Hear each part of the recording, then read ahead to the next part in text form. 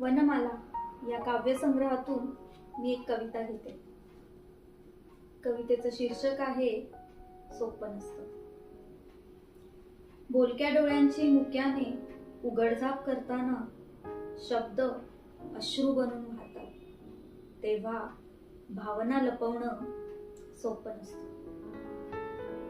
तू विचारतोस प्रश्न जेव्हा उत्तर नसतं देण्यासारखं, तुला समजूही न देता ते जाणीवपूर्वक टाळणं सोपं नसतं.